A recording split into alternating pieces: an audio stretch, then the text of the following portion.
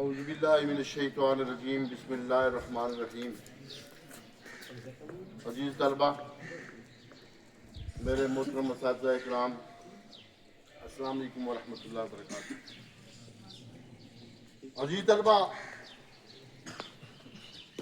معرکہ حق آج تقریباً 1 سال بیت چکا ہے۔ میں 1 مئی کو چلا گیا تھا حج پر، تو وہاں پتہ چلا کہ انڈیا اور پاکستان کی جو ہے وہ جنگ چھڑ گئی ہے۔ تو یقین کریں، اپنے ملک کے لیے مسجد نبوی اور بیت اللہ میں بھی دعائیں کی۔ جتنے بھی پاکستانی تھے سارے فکر مند تھے، دعائیں کر رہے تھے، کیونکہ جیسا کہ ہمارے chief of army staff general Asim Munir صاحب نے کہا تھا کہ دنیا کے اندر 2 جو مملکتیں ہیں وہ نظریے کے نام پہ بنی ہیں، ایک ہے مدینہ طیبہ جسے یثرب کہا جاتا تھا، اور ایک ہے پاکستان۔ اس کا نظریہ آپ کو پتہ ہے کیا تھا؟ لا الہ، پاکستان کا مطلب کیا؟ لا الہ الا اللہ۔ اور اس معرکہ حق کا نام بھی ہمارے جو ملٹری قیادت ہے اس نے بہت خوبصورت رکھا۔ قرآن کی آیت ہے بنیان المرصوص، بنیان المرصوص۔ قرآن میں اللہ پاک ارشاد فرماتے ہیں، ان اللہ یحب الذین یقاتلون فی سبیلہ صفا کانہم بنیان المرصوص۔ عزیز طلبہ، آپ کو پتہ ہے بنیان المرصوص کا مطلب کیا ہے؟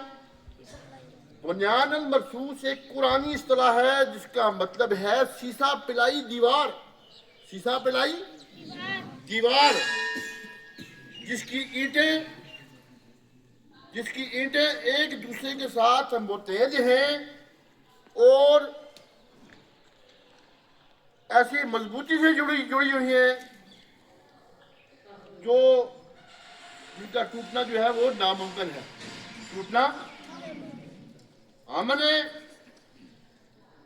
اس آپریشن کا نام بنیان المرصوص رکھ کر یہ ثابت کیا کہ الحمدللہ اگر جذبہ جوان ہو، ایمانی قوت ہو اور ہماری تیاری بھی مکمل ہو تو پھر مسلمان ناقابل تسخیر ہے، ناقابل شکست ہے۔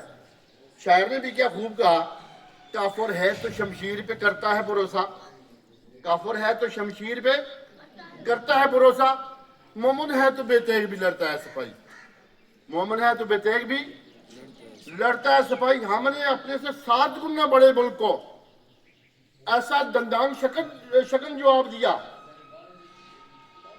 کہ اس کی آنے والی نسلیں بھی یاد رکھیں گی۔ عزیز طلبہ، بعض دفعہ جنگیں بھی ہیں وہ امن کی ضمانت دیتی ہیں، جنگیں ناگزیر ہو جاتی ہیں۔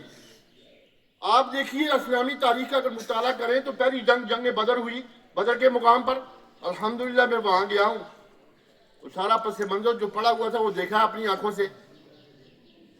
جب مسلمانوں کی تعداد 313 ہوئی تو اللہ نے کہا، ہے نبی بس کیجئے، اب لڑیے نہیں کفار سے۔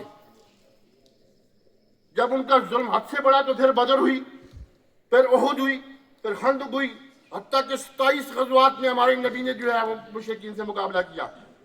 جنگ احد میں ہمارے نبی صلی اللہ علیہ وسلم کا دندان مبارک شہید ہوا۔ عزیز طلبہ، جن ملکوں کی افواج جو ہیں نا، عسکری قیادت جو افواج ہے وہ مضبوط ہے اور دفاعی صلاحیت رکھتی ہیں، الحمدللہ آج 58 اسلامی ملک ہیں جن میں واحد پاکستان ہے جو ایٹمی قوت ہے۔ اس لیے دشمن ہماری طرف نہیں دیکھ رہا۔ ہمارے پڑوس میں دیکھیں، ابھی تک جنگ لگی ہوئی ہے، ابھی کچھ وقفہ ہے اس پہ، یہی کہ آپ جو ہے وہ ایٹم بم نہیں بنا سکتے۔ ایران کو امریکہ اور اسرائیل کہہ رہے ہیں ایٹم بم نہیں بنا سکتے۔ کیوں بھائی؟ مشرکین کافر بنا سکتے ہیں، مسلمان کیوں نہیں بنا سکتے؟ فرانس کے پاس جو ہے وہ ایٹم بم ہے، روس کے پاس ایٹم بم ہے، چائنا کے پاس ایٹم بم ہے، امریکہ کے پاس ایٹم بم ہے۔ تو ہم نے الحمدللہ وہ بٹو صاحب نے کہا تھا ہم گھاس کھائیں گے لیکن ایٹم بم ضرور بنائیں گے. ہم نے روکھی سوکھی کھائی لیکن پاکستان کو ایک ایٹمی قوت بنایا. آج اسی وجہ سے دشمن جو ہے جو ہماری طرف نہیں دیکھ رہا، ورنہ ہمارے پاس اگر یہ فوجی قوت نہ ہوتی تو ہمارا کیا حشر ہوتا. یہ تو دنیا جو ہے وہ جینے کا حق نہیں دیتی ہمیں. تو آج 1 سال ہو گیا ہے عزیز طلبہ، ہمیں اپنی فوجی قیادت جو ہے پہ فخر ہے. آپ نے بھی بڑے ہو کر جو ہے ان اداروں میں، دفاعی اداروں میں جانا ہے، ملک و ملت کی جو ہے خدمت کرنی ہے. اللہ پاک ہمارے ملک کو، چونکہ یہ نظریے کے نام پہ بنا ہے، اس کو قائم اور دائم رکھے اور ہمیں آسدین کی نظروں سے محفوظ فرمائے.